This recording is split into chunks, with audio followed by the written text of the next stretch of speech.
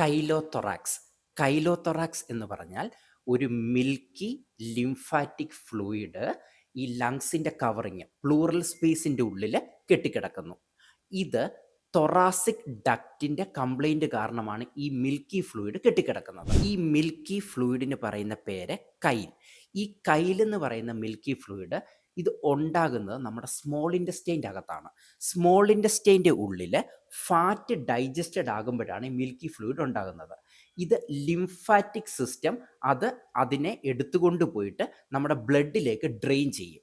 അതാണ് കൈലെന്ന് പറയുന്ന ഫ്ലൂയിഡ്. കൈലോതൊറാക്സ് ഉള്ള പേഷ്യൻ്റ് കാണിക്കുന്ന സിംറ്റംസ് എന്ന് പറയുന്നത് എത്രമാത്രം ഫ്ലൂയിഡ് കെട്ടിക്കിടക്കുന്നു എന്നുള്ളത് ഡിപ്പെൻഡ് ചെയ്തിരിക്കും.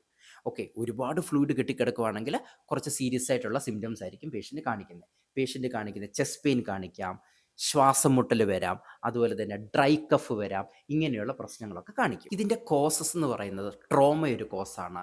പിന്നെ സർജറിയുടെ കോംപ്ലിക്കേഷൻ കാരണം വരാം, ഇൻഫെക്ഷൻ കാരണം വരാം.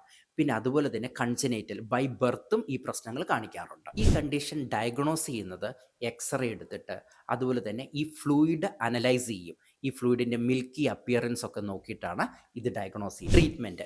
ഇവിടെ ചെയ്യുന്ന ട്രീറ്റ്മെൻറ്റ് എന്ന് പറയുന്നത് എന്ത് കാരണം കൊണ്ടാണ് ഇതുണ്ടായത് ആ കാരണത്തെ ട്രീറ്റ് ദ കോസ്. പിന്നെ അതുപോലെ തന്നെ ഫ്ലൂയിഡ് ഡ്രെയിൻ ചെയ്യുക. പിന്നെ അതുപോലെ തന്നെ ഈ ഫ്ലൂയിഡ് കുറയ്ക്കാനായിട്ട് ലോ ഫാറ്റ് ഡയറ്റ് കഴിക്കുക. ഇതൊക്കെയാണ് ഇതിൻ്റെ ട്രീറ്റ്മെൻറ്റ്.